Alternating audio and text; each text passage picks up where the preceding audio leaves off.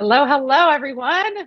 Welcome to Interludes with Charlottesville Opera. My name is Christina DiMaria. I'm the new General Director at Charlottesville Opera, and I'm joined by my colleague, Sharon Apostolou, the new Ader Artist in Residence at Charlottesville Opera. Interludes is going to be a series of virtual conversations that are about 30 minutes in length that we will be bringing you in the coming months that will feature conversations with other musicians, singers who have sung with Charlottesville Opera, partners, thought leaders, all the people that make Charlottesville Opera the gem in the city that it is. We chose the name Interludes because interludes implies a temporary intervening in time, a pause. And we are certainly at a pause in life as we know it.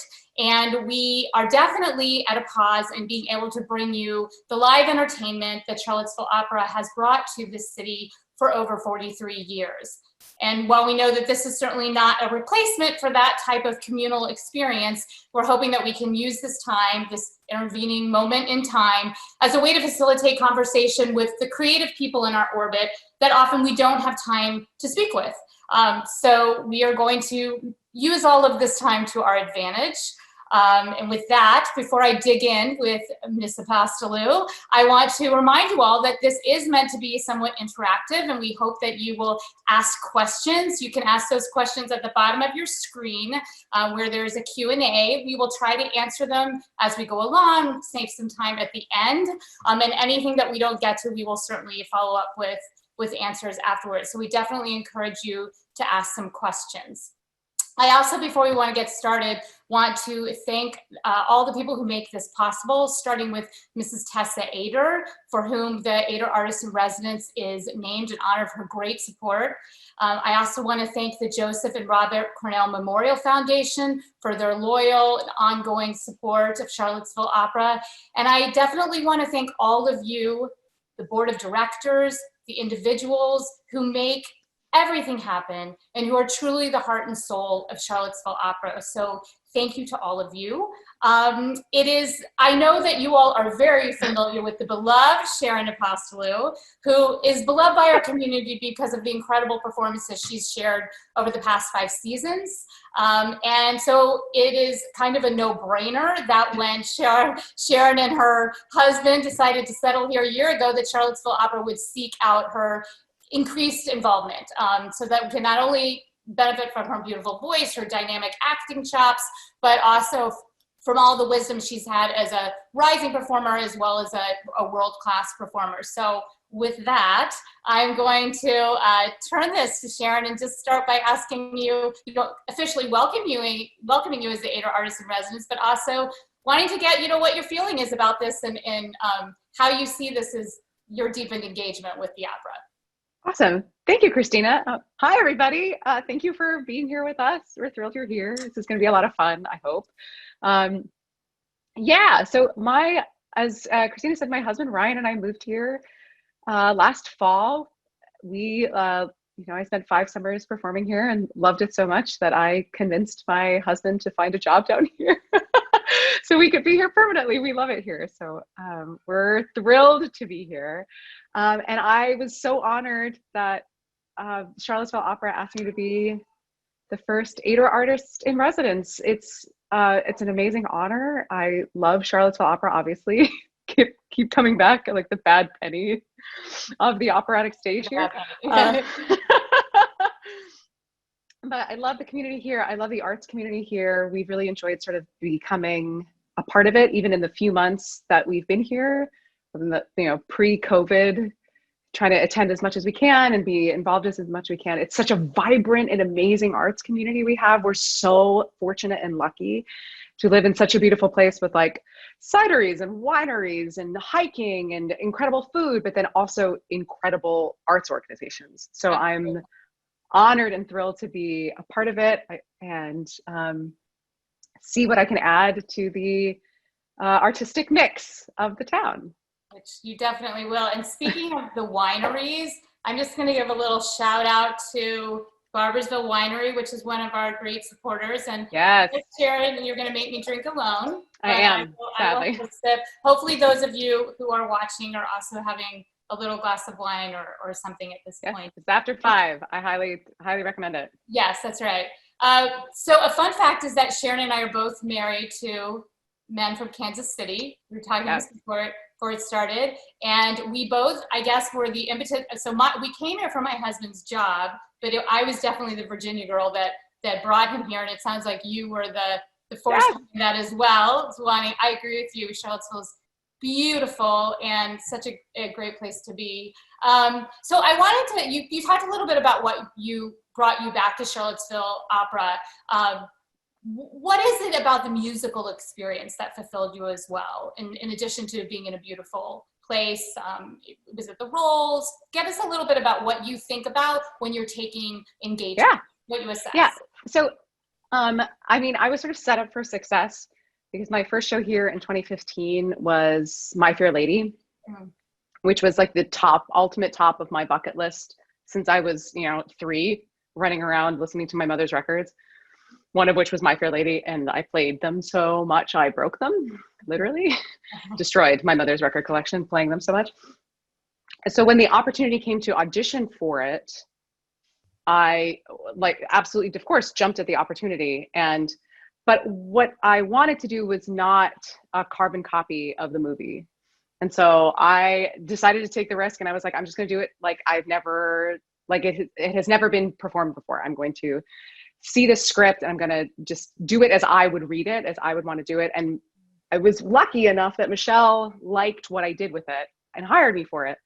And so I sort of went into it sort of like not really knowing anything about Charlottesville. I had friends that had worked at then Ashland Opera and really enjoyed it, which says a lot. Summer gigs are hit or miss because you're usually there for a longer period of time. And so it's like, and they're often in the middle of nowhere because a lot of these big summer festivals were created as an escape for people for the big cities. Right. So they're usually like within some semblance of like driving distance, but away. So it's like, if you think of Glimmerglass or even Santa Fe, Opera Theater St. Louis is a little different, but like these festivals, a lot of them are in the middle of nowhere. So you're sort of sometimes just sort of stuck there for months and you're like, we're going to make the best of it. But we got to Charlottesville and I was like, this is like a foodie town. Yeah. This is amazing. And then the music making and the art making was awesome. So we had this incredible cast. We all got along really well. We were able to really dig into it, and the orchestra was incredible, which I was like, what? This is awesome. And it was just an incredibly fulfilling experience. And then we get to perform it, and the audience is amazing. And it's like everyone we've met was just so receptive to it. And because it's a two-way street, it's not just like us performing, like we get all that energy back from the people in the audience. We feel it when you're on the journey with us. Like you're an active participant in the art making. Right. And so it was like, every performance was like an audience to die for. Like, it was just like, it just made our lives so much easier on stage to know that, to feel all that energy coming back. And so, yeah. And so when Michelle talked to me about maybe singing for South Pacific, I was like, yes, 100% yes. And so it's been a thrill and an honor to come back here year after year. It's just been a joy because the community is so wonderful. It's like, and all of us feel sort of become a part of it. That's why, most of the orchestra comes back year after year after year. It's just, we love being here. Yeah, it's great. I mean, it is an amazing kind of ecosystem of arts organizations here, with the symphony and the Paramount being the host, and Live Arts and the university. And I was really, when we were moving here, people were sending us, things because they knew that I was in kind of the art scene in Chicago, and we're really sending us like lists of places. I was so impressed. And right off the bat, we saw something at Heritage, and we saw Camelot, we saw you, and so it is really impressive. And I think that elevates the artistic product for everybody. And it's so, for me, and I'm sure for you too, exciting to think about. I know Charlottesville Opera has done a lot of interesting collaborations, and to think about how more that we can do that will enrich this community and continue to make it a destination in the summer and even throughout the year. So yeah, I can, imagine that you would feed off of that. Yeah. So I have to ask you, we talked about this a little bit too before, but you are a daughter of Greek immigrants. Yes, very much so. And I'm curious as to how, how that affects you as someone living kind of between two cultures, and then also does that in any way affect your or shape your art making? That's a great question. So yeah, we were joking around that like my big fat Greek wedding is sort of it's satiric, it's farcical in a way, but it's like only by like one click. But my parents think it's very insulting. We're not like that. My brother and I are like, okay, it's sure, mom. It's pretty close. And it's like a movie that's near and dear to my heart. It's like I find it very heartwarming. Before my husband met my parents, he watched it as sort of like to like center himself and get himself like in the zone to be ready. It's interesting being the child of immigrants, right? Because my mom came here when she was a teenager, and my dad came here after the coup in Greece in the 60s because he was military. Okay. And so their whole thing with both me and my brother was like, pursue your dreams. Like they are the living embodiment of the American dream. They came here with no money, not speaking English, and were able to make an incredible life for themselves and wanted us to do all that and more. Mm-hmm. So when I I was this like little musical theater kid growing up and like in dance class, and I was fortunate enough that my high school would take us to the dress rehearsals at the Met, because I grew up in New Jersey, right outside of New York City. And I remember I was 14 years old. I saw my first opera, which was The Magic Flute. And I came home and I was like, I'm going to be an opera singer. My parents were like, okay. And they completely like supported me, and they still do, like, especially emotionally, when I'm just like, I don't, like, the days are hard, living out of a suitcase is hard, and it's a lot of rejection. It's a lot of what is that, like flat earth syndrome, where it's like, your last job is sort of where the world ends. Right. It's a lot of that. And it's, my parents would be like, they'd be the ones picking me up off the ground when I was like, I'm terrible and I'm a failure and everything's awful. And they'd be like, no, it's not, like, it's going to be fine. So it's been really great. They've been incredibly supportive, and they're a little older in age now and less able to travel. But when they were able to travel, they would come see me whenever they could. My sainted husband would drive them. They would like pick them up in New York City and drive them. Like when I did Camelot and Carousel at Glimmerglass, they came to see me. They used to travel quite a bit. And when I lived in Portland, they would come see almost everything I did. And it's just amazing to have that support. I know not all of my compatriots have that kind of support from their families. So I know how fortunate I am for that. Growing up in the Greek community, I'm surprised the Greek community here hasn't found me yet. Yeah. When we moved to Delaware, they found me almost immediately, and we joined the Hellenic University Club. We were completely adopted by the Greek community. It's just, I think it's like that for any sort of expat community. I'm sure it's the same way with other nationalities. And especially with, I am not Greek Orthodox, but like with the Greek Orthodox Church as well, is a huge sort of gathering point. But they, people tend to find their own, like my friends that are expats living in Europe find other Americans, right? And you find your tribe of people, no matter where you are. And even first generation down, it's nice. I love it when people will come up, like when patrons or, people that come to shows will come up, and all of a sudden people just start speaking Greek to me. And I'm like, hi, okay. And it just takes a second for my brain to sort of kick in about what just happened. Switch over. Yeah. And I'm like, right. Hello. So you talked a little bit about Glimmerglass, where I know that you've worked, and obviously the Young Artist Program is a really central piece and valuable piece of Charlottesville Opera. And it's certainly one of the things that attracted me to Charlottesville Opera as an interest point for working for the organizations, because I think it's it's so important for emerging singers, and it's really important for the pipeline of opera and the form and keeping it vibrant and alive and a place for people to develop. So I know you were not a young artist here, but I'm curious about your experience as a young artist and kind of your thoughts about, why it's so important, and maybe even, things that we should be thinking about at Charlottesville Opera and our Young Artist Program. Yeah, Young Artist Programs are like boot camp We like to talk about them like they're apprentices, like paid apprenticeships that you would get at like, I don't know, Morgan Stanley. Not like I know anything about that, but like how I envision that to be. It's not. It's definitely closer to boot camp.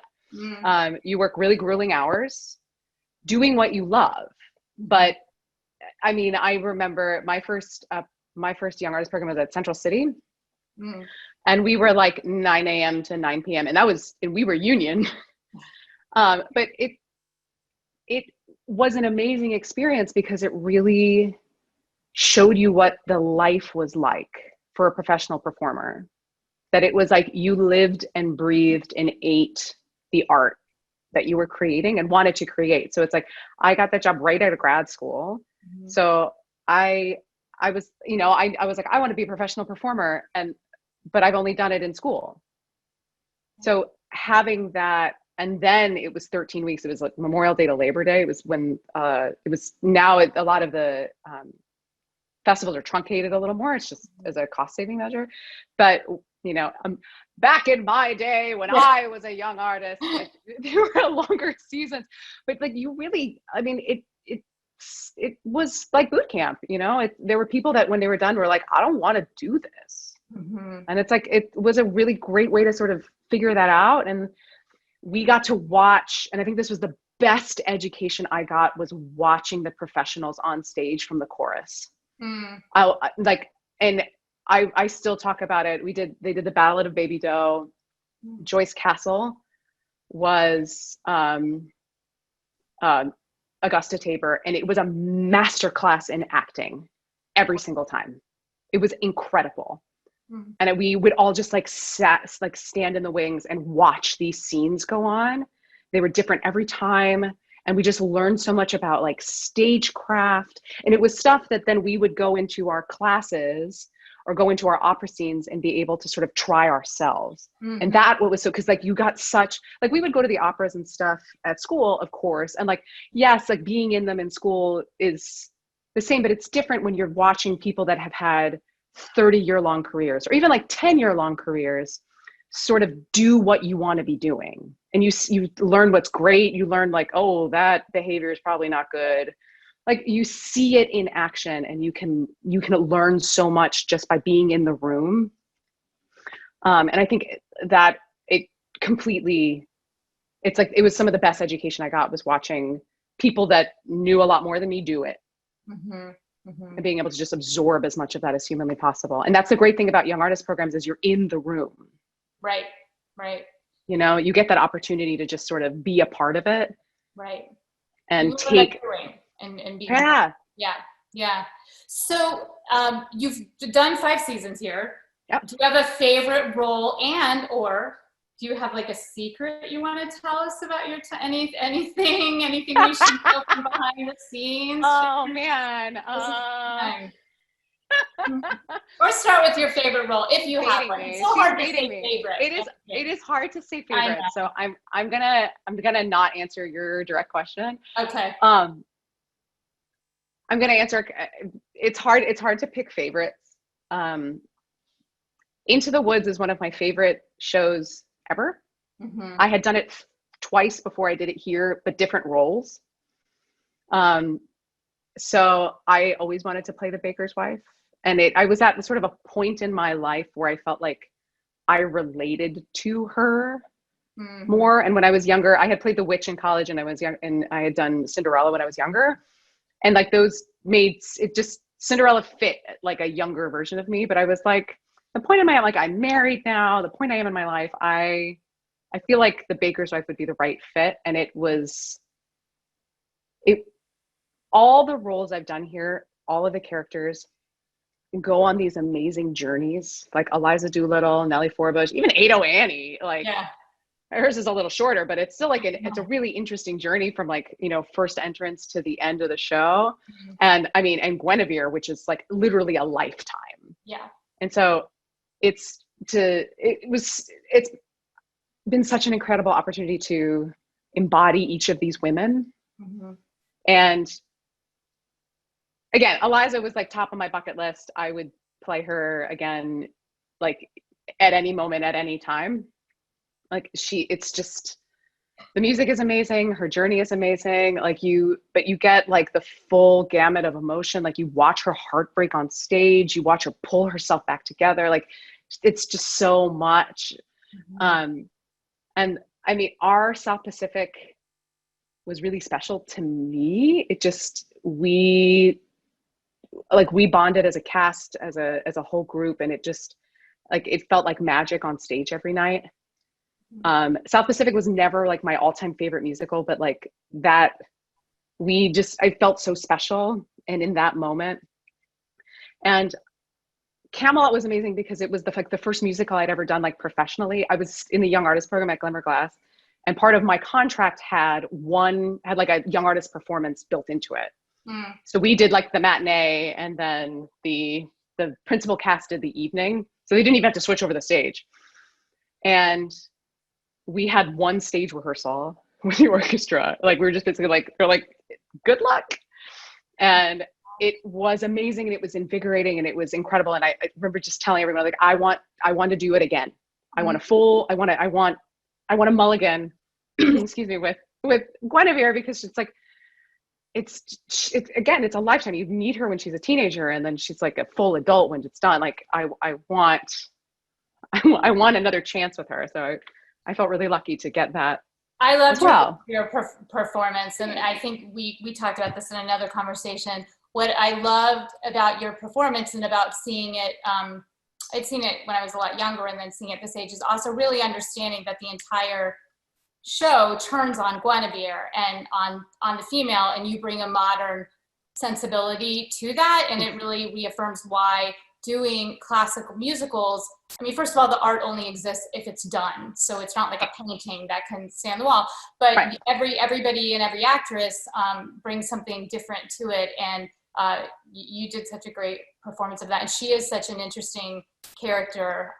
And she is the pivotal point of the show. Yeah, she's the point of the triangle. Yeah, absolutely. Yeah. I am getting a question, and I can't believe how fast this conversation is going. I know. But I am getting a question: how will the artist in residence position interact with the community while we are in this COVID interlude? So that's an excellent question. I could take a little bit of a stab at it, and Sharon, you can please jump in as well. Mm-hmm. But, you know, I think that we as an organization are figuring out how we interact with the community. And one of the things Charlottesville Opera typically has brought singers in from across the nation. So one of our challenges, though it is a surmountable one, is bringing artists who are close enough that COVID isn't a barrier. And so Sharon is involved in, giving input in multiple ways, but she's obviously a lead singer as well. So one of the things that Sharon will be doing is performing on some private events we're having, as well as we are going to be having a live stream performance on October 25th that we'll make sure everybody gets more information about. So performing, helping us build programs, helping think about these kinds of programs even that work virtually. So that's kind of the way that I'm drawing on Sharon's input. And Sharon, maybe you can talk a little bit about that, and also even just what it's like to be an artist during COVID. Yeah, happy to. Yeah, I mean, it's not easy right now for those of us in the performing arts. I don't think that's news to anyone. Almost all of our work was just obliterated in March, and it was sort of the slow burn until we all sort of realized, we sort of like saw the reckoning happening. But that being said, there are a lot of opera companies. I take that back. There are many opera companies that are thinking outside the box. Mm-hmm. Just because we can't gather together doesn't mean we can't gather at all. Right. And like Zoom is imperfect, as we all know intimately by now, but it is a way we can stay together.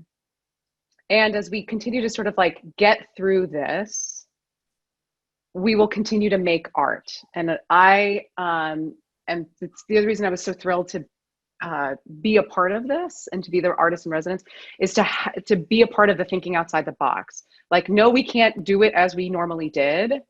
How do we flex?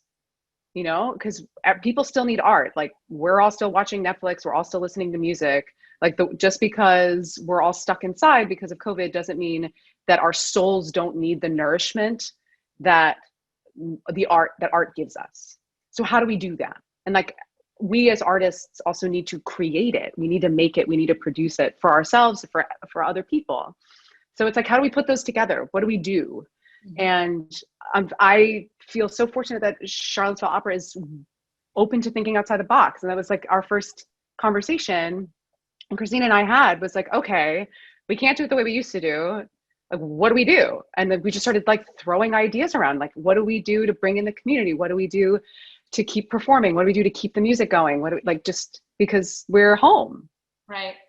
There's so many ways to do it. There's so many ways to collaborate. It's ripe with possibility. Right. If people actually just see it that way and don't see it as a roadblock, but see it as the possibilities that lie ahead. Yeah, absolutely. So I know that we are getting very close. We don't have to end right at 5:30. Right. I know. Like, how did that happen? So this is really helpful to actually go through one of these and see how quickly the conversation goes. We have another question. I think this one's really for you, Sharon. Yay. Hi, Emily. As an artist, have you found space for creativity during the time of COVID? Okay, so real talk. And I know this from a lot of my friends that are going through it as well, who are not just singers, but like for actors and dancers, instrumentalists, like graphic artists, anyway.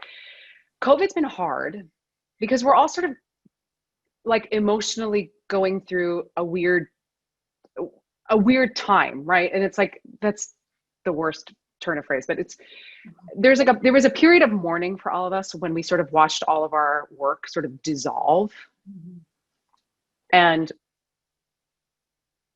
when we're like, oh, but it'll be fine by the fall, and then it wasn't, or like, oh, maybe by the winter, and then that's going away.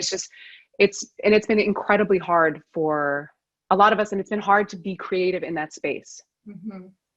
It's grief. It's like, and it's, when you're grieving, it's hard. It's just hard. And many of my friends have just they're not feeling it. And that's like, to be really frank with you, like, so when COVID hit, which is like not really right, but like in March, when all this like really started getting crazy, I was in Memphis doing a production of Così fan tutte. We literally had just finished staging Act 1 when basically Tennessee started shutting down. And they were kind enough to give us we were given the option to stay or if we wanted to go. And I chose to go home because it felt, no one really knew what was happening. My family was in New York City, so I was sort of getting like a secondhand view of everything that was going on there. And I was like, I need to be with my family. I need to be with my husband. Like, I don't know what's about to happen, so I'm going home. And literally drove through the night, got home. And then we did this whole like month long of digital stuff with Opera Memphis, like digital singing and games. We played like opera bingo, and just it was just a lot of fun. And then that stopped, and I don't think I sang for a month. Wow. I just like it. I couldn't. Yeah. And like it was probably the longest I had not sung in my entire life. Wow.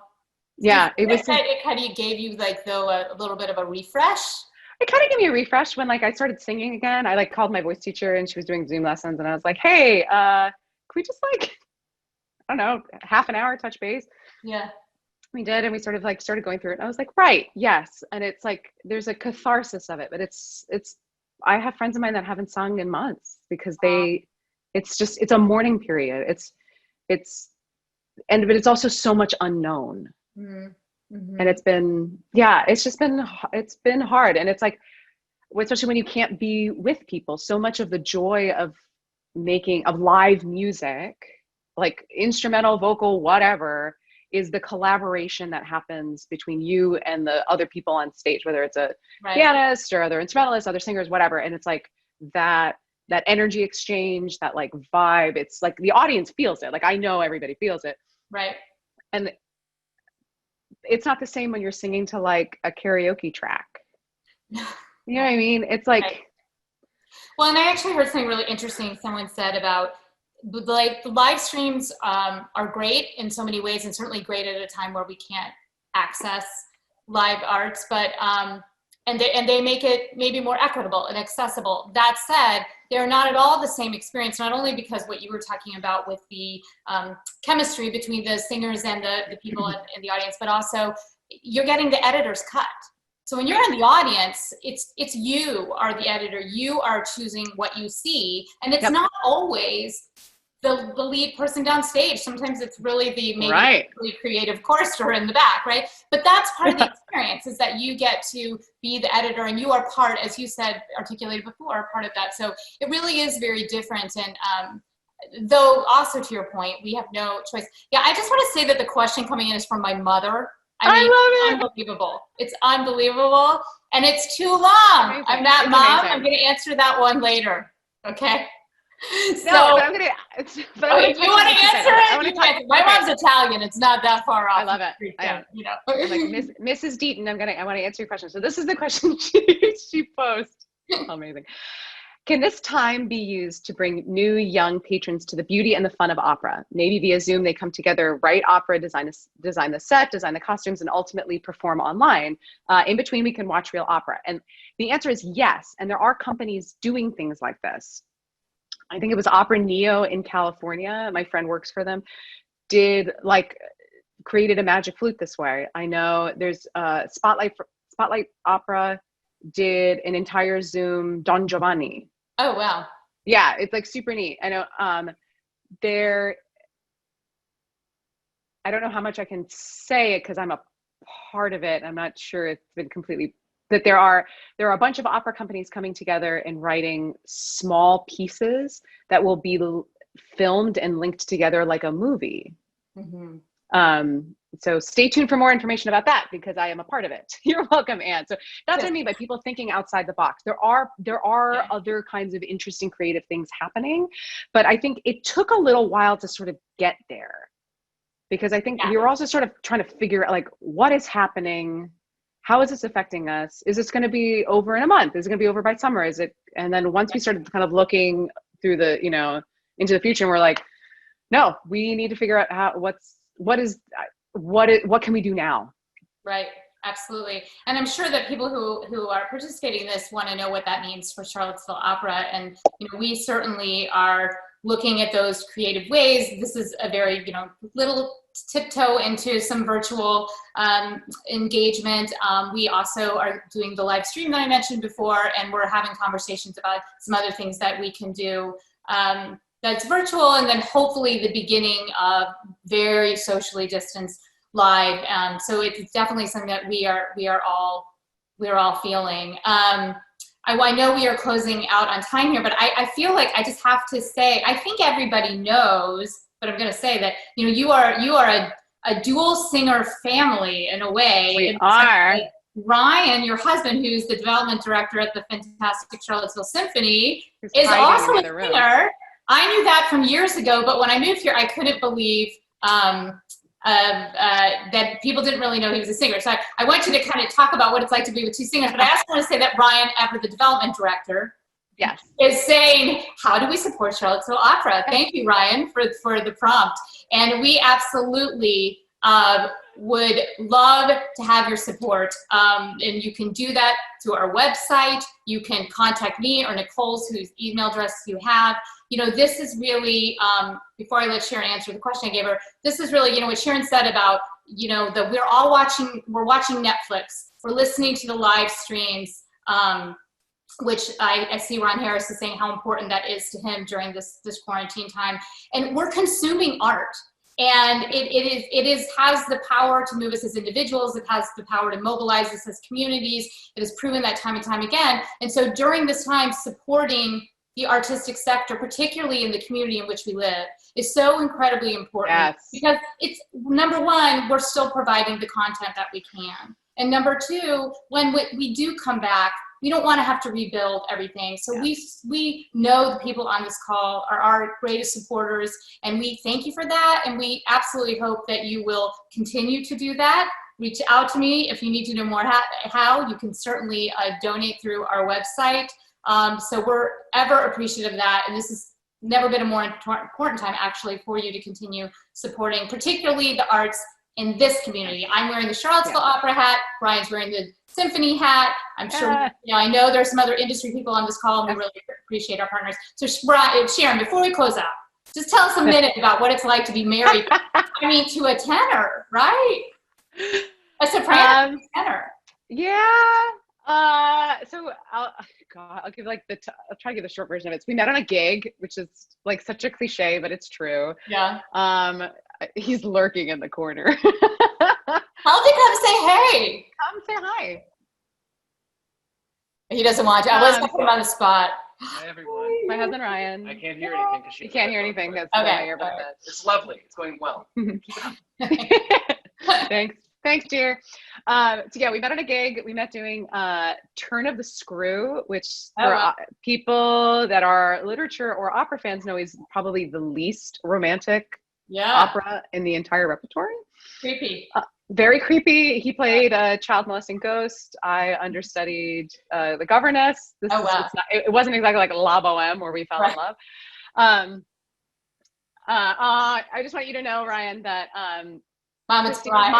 Christina's mom says you're as handsome as ever. Welcome to my life.